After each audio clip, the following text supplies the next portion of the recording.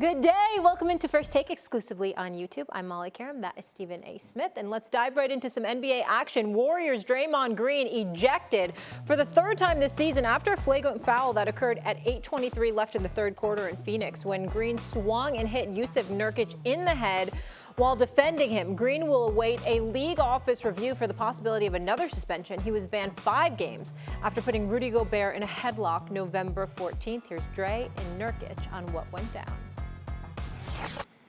As you know, I'm not one to apologize for things I meant to do, but I do apologize to you, sir,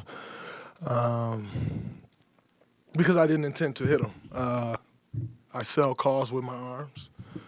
I don't fall or to sell a call. I'm not a flopper. So I was just selling the call because he was grabbing me and pulling my hip back. So I spun away, and unfortunately, I hit him. What's going on with him? I don't know. Personally, I feel like that brother needed help. And I'm glad he not try to choke me, but at the same time, it had nothing to do with basketball, man. Like, I'm just out there trying to play basketball, out there swinging.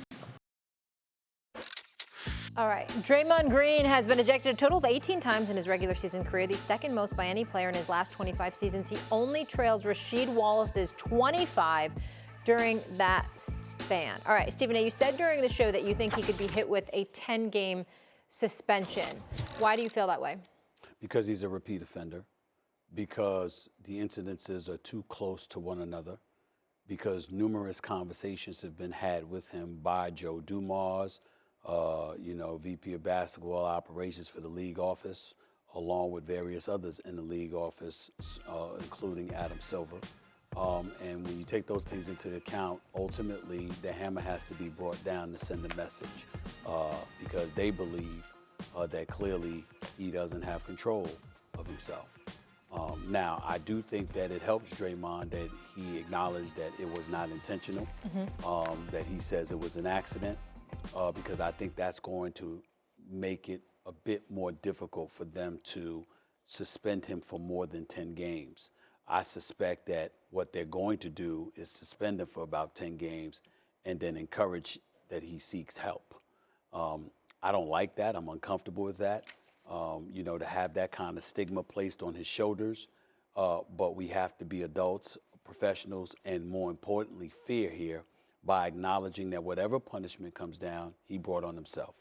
The Jordan Poole incident, when they were both Warriors last year, regardless of what was going on, regardless of the fact that that was in a practice that where video wasn't supposed to be released, the bottom line, they got out, the world saw it, that's going to be held against them. Stepping on the chest of Domantas Sabonis in a playoff series against Sacramento, that's going to be held against them. Following an ejection after receiving 2 technicals against Cleveland just days earlier this season, he goes out there and he's holding his forearm around Rudy Gobert's neck for a full 7 seconds. And after a 5-game suspension that was incurred because of that, now we have this. They're going to look at that, they're going to add it up, and they're going to say, we have to send a message. Yeah, and obviously after the last suspension, he said it shouldn't be considered that way. He served his time. But just listening to you reel these things off, obviously we know what a talented player is. We know how highly intelligent Draymond Green is. Stephen A., what do you think the real issue is? Do you think it's that the punishment hasn't been strict enough in deterring him, so he hasn't taken it that seriously in terms of changing his behavior? Or you think he's really got like a problem where he can't control himself out there? I think that he's an undersized forward in the NBA that's usually going up against bigger dudes and feeling a little something extra in the realms of physicality and beyond have to come into play in order for him to maintain having a decisive advantage over the competition. In his eyes and in the eyes of a lot of high-end competitors, it's warfare out there when you're going up against the opposition, particularly when you're a 4-time champion such as himself and everybody's got a target on your back, particularly when you're the guardian of the babyface assassin who's the greatest shooter God ever created in Steph Curry. So you got all of those components going on, and I think that's one thing to take into consideration. I think the other thing is that it hasn't been stiff enough. It hasn't, something hasn't happened to him to the effect of, wow, I cannot afford for this to happen to me again. even when he got ejected during the NBA Finals, and I always was opposed to that because I thought LeBron James threw him into the ground when he kicked his leg up, and I thought that was the NBA giving LeBron James a stimulus package because they knew that by suspending Draymond for Game 5, it would elevate their chances in Cleveland to win the next game, which was that Game 5, which they did. Iguodala and Andrew Bogut got hurt during those games, and they came back from a 3-1 deficit and ultimately won that series. But the point is that Draymond being ejected from that game should have been a clear sign. I cost my team a championship.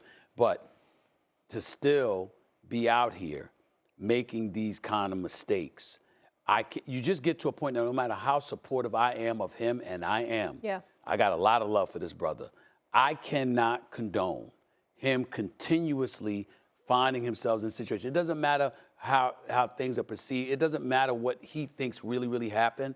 In the end, you know how it's going to be perceived. And at some point in time, you continuously putting yourself in these positions is hazardous to you, is hazardous to your teammate and your organization.